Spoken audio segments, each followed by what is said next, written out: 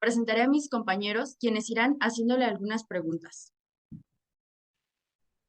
Está Arlet Samantha Ortega Maciel, Pamela Alejandra Yaca Durán, Eduardo Gallardo Limón, Emiliano Hernández, Paula Sofía Morales García, Silvia Daniela Paredes Córdoba y Diana España Sanela. Si me permite, empezamos con la entrevista.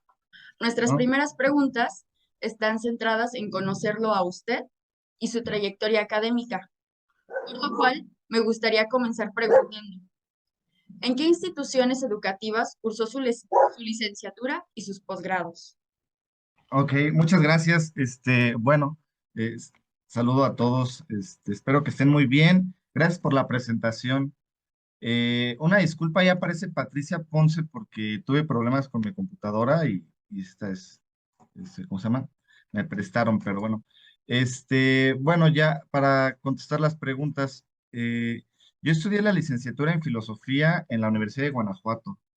Entré en el 2009 y egresé en el 2013.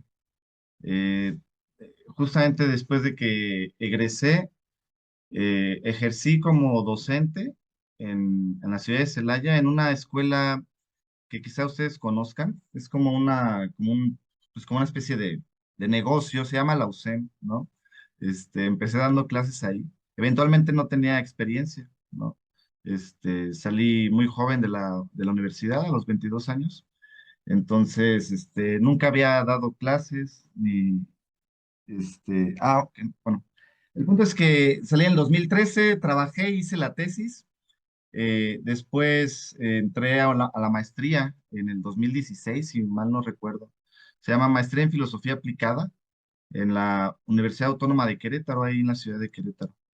Estuve 2 años ahí en la maestría y justo cuando acabé la tesis de maestría, 6 meses después de cursar las materias, metí mi proyecto para la tesis de doctorado en la Universidad de Guanajuato. Regresé a la UG, ¿no? En la licenciatura hice una tesis sobre marxismo, en la maestría hice una tesis sobre sociedad civil y en el doctorado estoy haciendo una tesis sobre el problema del republicanismo en México. Pues alegra conocer un poco más acerca de sus, de su trayectoria, eh, bueno, estudiante. Y quisiéramos saber qué fue aquello que lo motivó a elegir dicha licenciatura. Pero yo tenía su edad, ¿no? Ya ven que en la prepa es cuando estás pensando en qué vas a estudiar, a qué te vas a dedicar, de qué quieres trabajar, ¿no? Entonces, pues te imaginas muchas cosas, ¿no? Dices, bueno, puedo ser médico, puedo ser abogado, arquitecto, este, hay muchas carreras, ¿no? Hay muchas vocaciones. A mí lo que me motivó por irme al camino de las humanidades fue la experiencia que tuve en la escuela. Tuve una maestra muy buena, Yatsia Goren. Eh, yo, por ejemplo, no me consideraba de los inteligentes, ¿no? Me costaban trabajo ciertas materias o quizá no estaba motivado. Entonces, en la materia de literatura, comprendí que cada que leía un libro, un cuento, una novela o hacía los ejercicios, avanzaba mucho, tenía mucho, no solamente conocimiento, sino también como sabiduría. Entonces pues ya saben, me comparaba con los demás compañeros, a los que pues les dicen los inteligentes, los listos. Entonces, este, me daba cuenta que en ciertas circunstancias de la vida la literatura me ayudaba a sobrellevar bien las cosas. Entonces descubrí como un tesoro y descubrí que quería dedicarme a un trabajo que tuviera que ver con la lectura, ¿no? Eh, Vi que era bueno para la comprensión de lectura.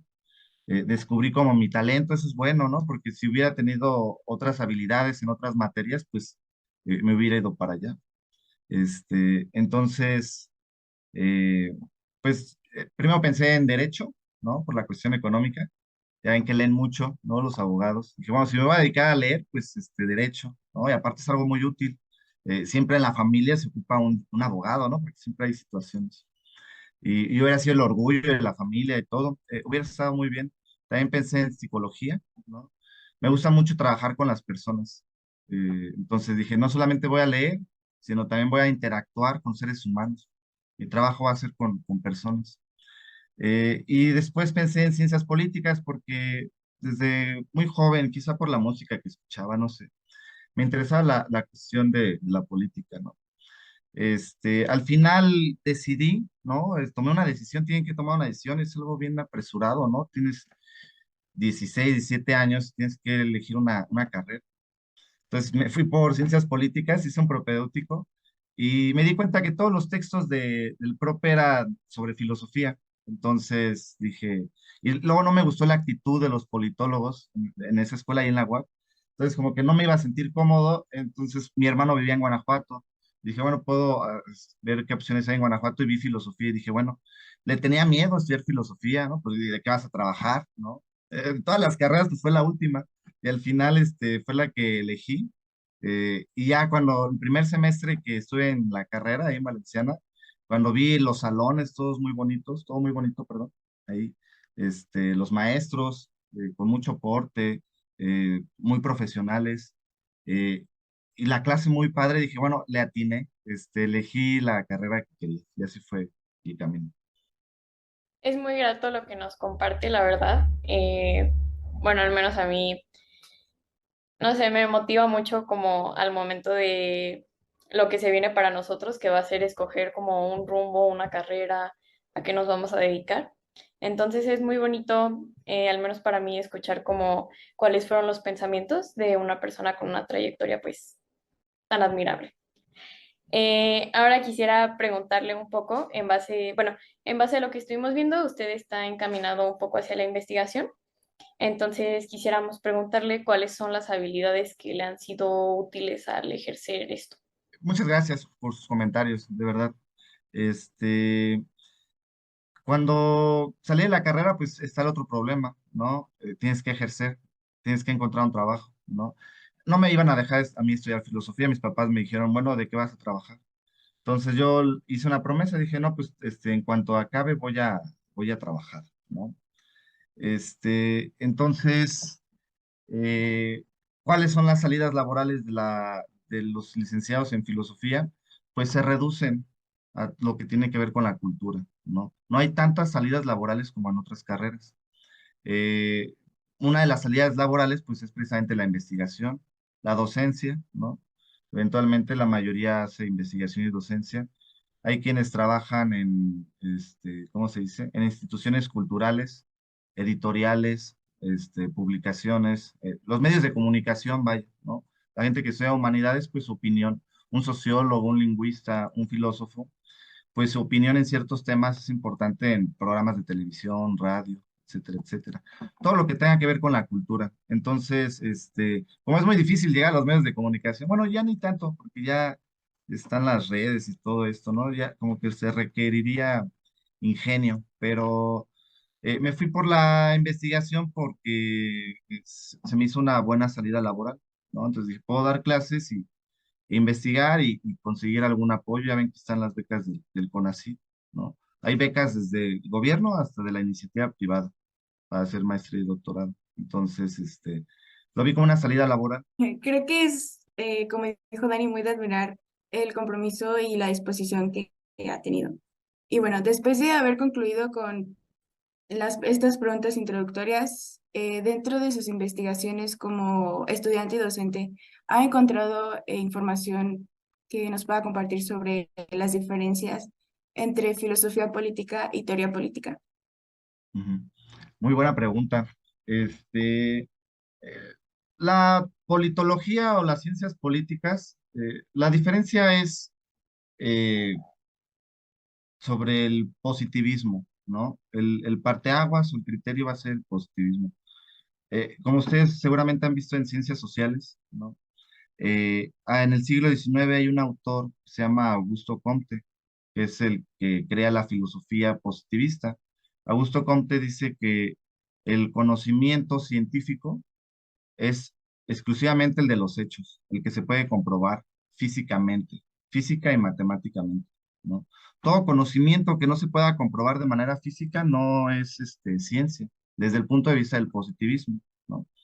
Entonces, ¿cuál es la diferencia entre la ciencia política y la filosofía política? La filosofía en general es que la filosofía desde el punto de vista del positivismo no es considerada una ciencia. Desde el punto de vista de Aristóteles, sí, la filosofía es una ciencia porque explica las causas, y los principios de las cosas. Pero como estas causas y esos principios no se pueden comprobar de manera física, dentro del espectro del positivismo no es considerada una ciencia. Entonces, antes del siglo XIX, ustedes saben, la filosofía es la madre de todas las ciencias.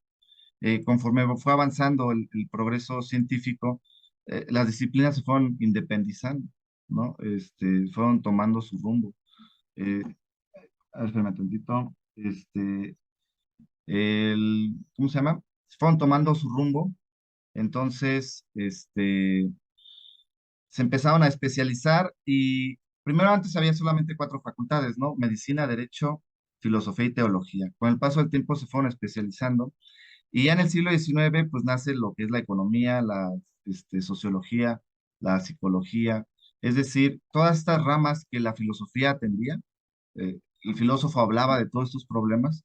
En el siglo XIX, a partir de la perspectiva de Augusto Comte, se fueron haciendo todas estas ciencias. Entonces, la diferencia entre un politólogo y un filósofo político es que el politólogo se va a los hechos, ¿no? Es decir, puede utilizar encuestas en sus tesis, gráficas, utiliza estadística, ¿no? ¿Cuántas personas votan por el partido tal, ¿no? Y hace una estadística. En todas las ciencias sociales llevan estadística, psicología, sociología, eh, politología, ¿cuál otra? Lingüística, eh, historia, ¿no? Todas las ciencias sociales se van a los hechos y llevan estadística, matemáticas y la filosofía, ¿no? La filosofía atiende los problemas de la política, pero no hace encuestas, estadísticas. La filosofía hace un análisis desde las causas, el por qué, el cómo, un mismo problema, por ejemplo, la migración, ¿no? Un sociólogo, un politólogo puede decir, el 40% o el 50% de los hombres del estado de Guanajuato van a Estados Unidos, ¿no? Y el filósofo te va a hablar de las causas que llevan a una persona a arriesgar su vida e ir al otro lado a trabajar, ¿no? El problema de la justicia, la injusticia, ¿por qué tienen que ir por qué migran, ¿no? También el sociólogo y el politólogo se preguntan el por qué, pero el filósofo hace un análisis conceptual, también de los hechos, pero con puros conceptos, ¿no? ¿Qué es la justicia? Es justo que vayan, por ejemplo, el problema de la ética, ¿no? Que es parte de la filosofía. Y el politólogo no habla sí puede tomar temas de ética, pero como tal no se centra en eso, ¿no? Es más una explicación positiva de los hechos, ¿no? Y el filósofo es más, una explicación de todo lo complejo que es, un problema. No solamente las causas, sino también, las consecuencias, ciertas cosas que no se pueden comprobar físicamente, los conceptos, el problema de la justicia, ¿no? Esa sería la diferencia entre un politólogo y un filósofo político. No sé si me di a entender, chicos. ¿Sí? Sí, muchísimas gracias. Y ahora que pues ya tenemos más claro este panorama de la filosofía política, nos gustaría saber pues desde una perspectiva de la misma y desde una opinión personal, ¿cuál considera que es la principal aportación de la filosofía política a la sociedad actual? Ya. Eh, Fíjense, la filosofía política como los politólogos o los estudiantes de derecho, inclusive a veces toman los mismos temas, ¿no? Como acabamos de decir. ¿Por qué sería importante un análisis filosófico si ya esos problemas los dice un politólogo con estadísticas, con datos, ¿no? Un sociólogo. ¿Cuál sería la relevancia entonces de la filosofía si ahí están los hechos, ¿no? Si ya está la ciencia política, ¿para qué queremos un filósofo político? Eh, Gran parte de lo que analizan los politólogos tiene que ver con los clásicos de la filosofía, ¿no? Maquiavelo, Platón, Aristóteles. Realmente un politólogo, para comprender bien su problema, un comunicólogo, un sociólogo, tiene que entender la perspectiva filosófica. El filósofo estudia la realidad, ¿no? Desde un punto muy particular que son los conceptos. Eh, si hay politología, si hay comunicaciones, ciencia de la comunicación, si hay sociología, si hay psicología, ¿no? Y hay quien te sana el alma, la mente, este, si ya están todas estas carreras, ¿para qué sirve la filosofía si ya prácticamente la ciencia social cubre todos los espectros, ¿no? Desde lo mental, el comportamiento de la sociedad, del poder, ¿no? El caso de la política, el dinero, la economía, el lenguaje, los lingüistas. Si ya las ciencias sociales abarcan todos los espectros de la vida humana, ¿para qué sirve la filosofía política o la filosofía en general? La filosofía te va a dar una perspectiva única de las cosas, ¿no? En la filosofía, por ejemplo, no hay una verdad absoluta. Esto hace que cuando estudias filosofía tienes mucho criterio. ¿Quién tiene la razón, Platón o Aristóteles? Pues en parte, esto no quiere decir que sea relativo, pero en parte, en algunas cosas Platón tiene razón y en otras Aristóteles. ¿Quién tiene la verdad, San Agustín o Tomás de Aquino? Pues no es que alguien, San Agustín, tenga toda la verdad absoluta y Tomás de Aquino no. A diferencia de lo que sucede en la ciencia, que las teorías se van supliendo, pero se sabe cuál es la hegemónica, ¿no? En filosofía no. Entonces, la filosofía te ayuda a tener un criterio, porque tienes tantas perspectivas, tantas opciones, que al estudiarlas todas, pues amplías tu panorama. Esa sería una de las razones importantes por las cuales leer filosofía, ¿no? O la importancia de la filosofía política, pues te amplía el panorama, ¿no? Además de que para entender del poder, para entender de la sociedad, tienes que entender para entender la mente humana, pues tienes que entender lo que es un ser humano. Y definitivamente no hay mejor literatura para saber lo que es el humano, la realidad, que lo que dicen los filósofos, ¿no? Un psicólogo tiene que llevar 2, 3 semestres de filosofía para entender lo que es la angustia, el amor, el desengaño, cómo se comporta el ser humano. Tiene que entender lo que dicen los filósofos sobre estos conceptos, ¿no? Un economista también tiene que entender ciertos conceptos, quizá no tanto como el psicólogo, el sociólogo, el politólogo, pero el politólogo tiene que leer a Maquiavelo, ¿no? Tiene que entender cómo funciona el poder. Y Maquiavelo pues se remite a los romanos, a los clásicos, Séneca, Marco Aurelio, Cicerón, todos ellos, ¿no? Entonces, la importancia de la filosofía política es que te va a dar una perspectiva diferente, humanista, eh, una perspectiva amplia, ¿no? Esa sería la respuesta. Ujú. Bueno, retomando un poquito de su formación y disculpe que pues regresemos como a este tema, pero nos surge la curiosidad, ¿en dónde da clases actualmente o cuáles son las asignaturas que imparte o ha impartido? Ya. Sí. Eh, pues he dado clases en muchos lugares, en León, en Querétaro. Bueno, empecé en Celaya, la escuelita esta que les digo, y después fui a otra escuelita muy chiquita que se llama René Descartes, no sé si todavía existe. Después entré a la maestría y cuando estaba en Querétaro di clases en 2 colegios. Uno era el Regules, que era una prepa ahí en el centro de Querétaro, y el otro el Carl Rogers, que ya era como un colegio, pues un poquito más organizado, ¿no? Ahí empecé a tener como mejores experiencias docentes, ¿no? También el Regules tuve muy buena experiencia, ¿no? Definitivamente era muy buena escuela. Y después cuando hice el doctorado, un maestro que trabaja en el CEPTA con los dominicos, eh, que es una universidad, bueno, es un seminario de dominicos, pero también tiene una universidad pública, digo, privada, perdón, de filosofía. Ofrecen la licenciatura en filosofía. Y algo curioso es mixto, es decir, ahí van hombres y mujeres a estudiar porque en muchos seminarios no aceptan mujeres. En donde yo trabajo, en el seminario, no pueden estudiar mujeres filosofía, pero en el de León sí, en el CEPTA. Ahí estuve un semestre cubriendo un maestro que se llama Francisco Lara. Fue mi primera experiencia de licenciatura. Después, en Celaya empecé a trabajar en el seminario de Celaya, en la diócesis de Celaya, que es la licenciatura en filosofía.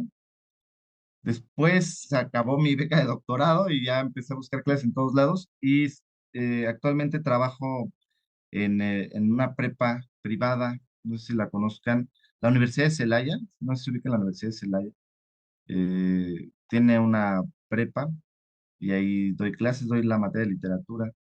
Trabajo en una universidad privada que se llama Uniceba, ahí doy en la licenciatura en educación, los que van a ser pedagogos, este, ahí les doy filosofía, ¿no? Por ejemplo, ahí está lo que estábamos diciendo, el pedagogo, los que estudian educación, los que son para maestros de primaria y secundaria, tienen que echarse 2 semestres de filosofía, ¿no? El pedagogo, es decir, nosotros trabajamos en muchas licenciaturas porque tienen que tener una formación filosófica, aunque sea poquita, ¿no? También trabajo en la maestría en educación de la UPN, doy clases en una maestría a puros señores, ¿no? Ahí son, la mayoría son más grandes que yo. Son precisamente los maestros de primaria y secundaria.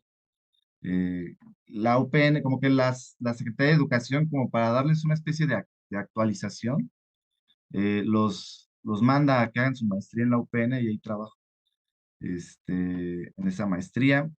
También trabajo en la Universidad de Guanajuato, en el propedéutico de Derecho. Si ustedes van para Derecho y hacen el prope, pues ahí les daré clase de ética y filosofía. ¿Y en dónde más trabajo? Creo que ya es todo. Ujú. Son 5 lugares. Ujú.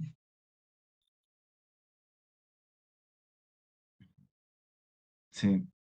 Sí, de hecho, si quieren entrar a Derecha UG, pueden preguntar a la maestra Linda Andrea y ya. Les mando la información del propedéutico. Ujú.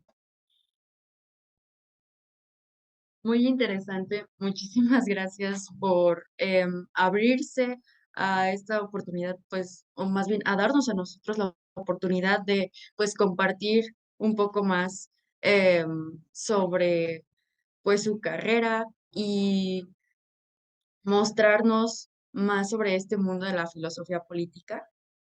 Em, bueno, no sé si alguno de mis compañeros quiera continuar con otra pregunta.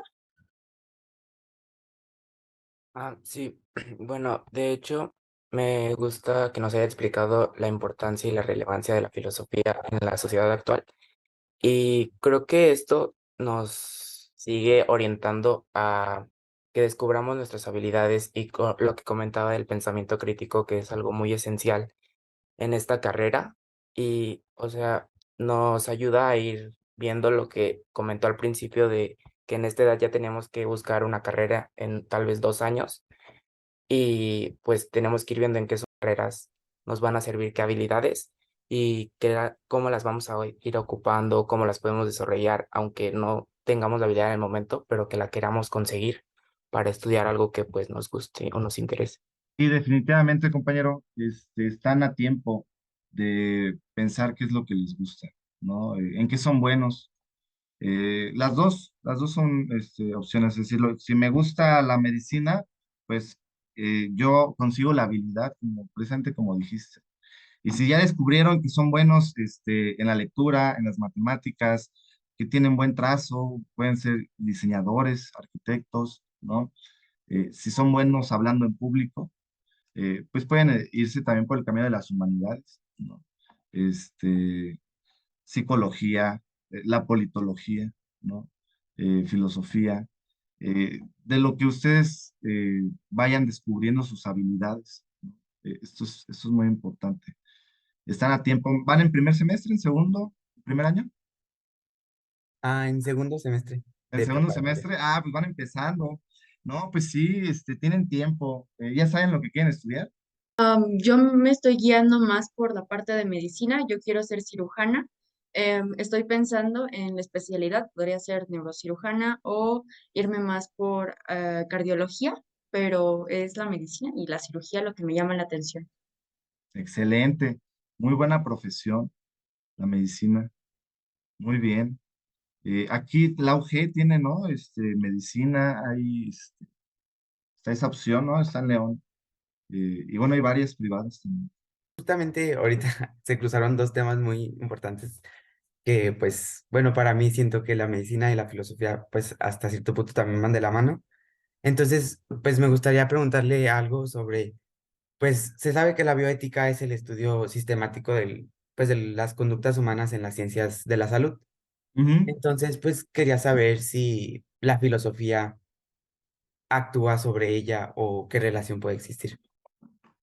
Sí, muchas gracias. Sí, todo lo que tenga que ver con ética es filosofía, ¿no? Eh, la única rama del conocimiento que se pregunta por lo bueno, lo malo, es la filosofía, ¿no? Los problemas de la ciencia despiertan esta inquietud, ¿no?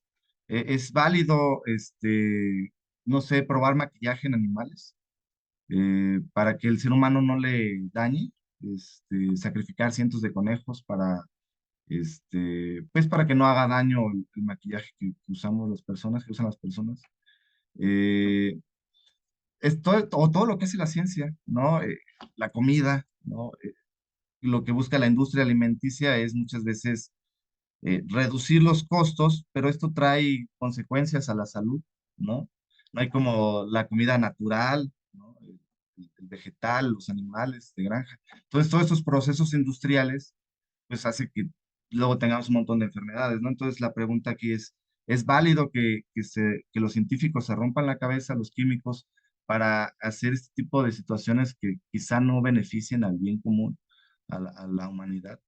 Y bueno, hay otros casos, el aborto, ¿no? La tauromaquia, que son como los típicos casos de la bioética, los típicos problemas, ¿no? ¿Cuál otro es muy frecuente? Pues lo de los cyborgs, ¿no? Que ya también la inteligencia artificial, eh, lo de los transgéneros, ¿no? También estas operaciones que se hacen, ¿no? Definitivamente todo el avance científico tiene una implicación social, entonces la sociedad, la humanidad se pregunta, ¿es bueno o malo? La única rama que se pregunta por lo bueno y lo malo es la filosofía. La ética, como saben, es una rama de la filosofía. El derecho te puede decir lo que es permitido o ilegal, pero no te va a decir si está bien o está mal. Es más, muchas cosas permitidas pueden ser consideradas por la sociedad como inmorales, ¿no? Y muchas cosas prohibidas la sociedad las puede entender como aceptables, ¿no? Entonces, la única rama que se pregunta por lo bueno y lo malo es la ética. Y sí hay una gran relación entre la filosofía y la medicina por la cuestión de la ética. Es más, la filosofía tiene relación con todas las profesiones por la cuestión de la ética profesional, ¿no? Los médicos hacen un juramento, que es el de Hipócrates. Hipócrates era un filósofo griego de la escuela de los Cirenaicos. Eh, Recuerden que hay un filósofo que se llama Sócrates. Los discípulos de Sócrates se le conocen como los Cirenaicos, ¿no? Los socráticos. Y hay socráticos mayores y menores. Una de esas escuelas viene de Hipócrates, que es el médico.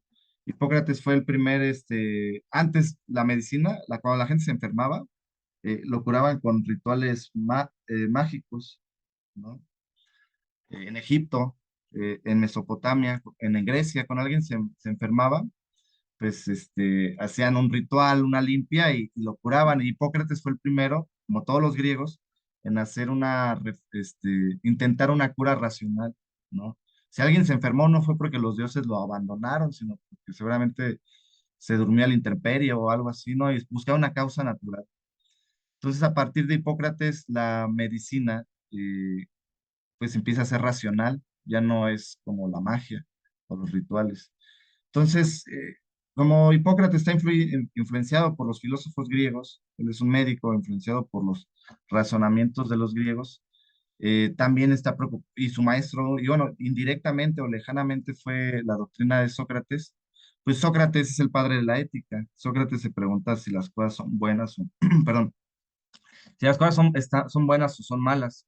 Entonces, ustedes pueden investigar en internet el juramento hipocrático, que está dentro de este contexto de la Grecia clásica, de la medicina. eh, Ustedes saben lo doloroso que es tener alguna enfermedad, cuando les duele el estómago, se rompen un hueso, ¿no? La medicina tiene una importancia eh, en donde tienen que jurar que todo lo que hagan, aun cuando intervienen en un cuerpo humano, tiene que ser para salvarlo, para sanarlo. Imagínense, ustedes saben lo que se siente el dolor de estómago. Imagínense que alguien utilice la medicina para torturar a alguien, ¿no? Le podría causar mucho dolor porque aparte lo podría mantener vivo, ¿no? Durante mucho tiempo. Entonces los médicos tienen que hacer este juramento. ¿O qué pasa cuando llega un asesino, un violador, y lo tienes que curar? Eh, ¿Tú sanarían a un violador de mujeres, de chicas, que llegue todo balaceado, o lo dejarían morir, ¿no? Según el juramento hipocrático, lo tienes que sanar, ¿no? Este, es una cuestión complicada, ¿no? Compleja eventualmente, ¿no? El médico entiende que no está en sus manos la justicia, ¿no? Que su trabajo, su función es la medicina como tal, ¿no? Lo mismo un abogado, todas las profesiones van a llegar a tener ciertos dilemas éticos, ¿no? Este, ¿Qué harían, no? Si esta situación, esta gente tan reprobable, ¿no? Requiere asistencia médica, ¿en qué situación se encontrarían? Muchos médicos no los atienden, ¿no? Muchas veces llegan balaceados y ni siquiera saben si son sicarios o son inocentes, los dejan ahí, porque pues también es peligroso, ¿no? Bueno, son muchas cosas, muchas situaciones, luego no sabes a quién estás curando, ¿no? La verdad es que yo no soy experto en bioética, ¿no? Nunca he dado esa clase. Me ha tocado dar varias materias en las carreras de filosofía en donde estoy, pero sí, sí doy la clase de ética, por ejemplo, en el propio derecho. De ética sí les podré decir muchas situaciones, eh, porque el conocimiento de la bioética ya tienes que entrar en temas de ciencia, o sea, tienes que entender ciertos temas de química, biología, física. Es decir, ahí esos filósofos aprenden no solamente filosofía, sino también se involucran en la ciencia. Ahorita, si nos permite, es que ya casi se termina la reunión y para Ok. que no se vaya a cortar en un momento en Ujú. donde usted esté platicando, Ajá. podemos continuar en otra reunión para seguirle haciendo unas preguntas que tenemos. Solamente déjenos hacer otra reunión para que podamos estar platicando más a gusto. Con permiso. Perfecto. Excelente, compañeros, muy bien. Pues muchas gracias por la invitación. Me gustó mucho la entrevista. Creo que es la primera vez que me entrevistan, por cierto. Muchas gracias, compañeros. Pues que tengan una excelente tarde entonces y háganle caso a su maestra Linda Andrea. Es muy buena maestra. Y los va a hacer Ah, que lean y aprendan. disculpe. Hola, Alan, Hola. ¿cómo estás? Oye, nos vamos a salir tantito de la reunión porque ya quedan Ay, 2 minutitos ok. y si nos puedes, Ah, te vamos a sí. mandar otra liga. ¿Te Bueno, mandamos la entonces liga? nos vemos, chicos. Que estén muy bien. Que tengan bonito día. ¿Vale? Bye. A ver, espérenme, le voy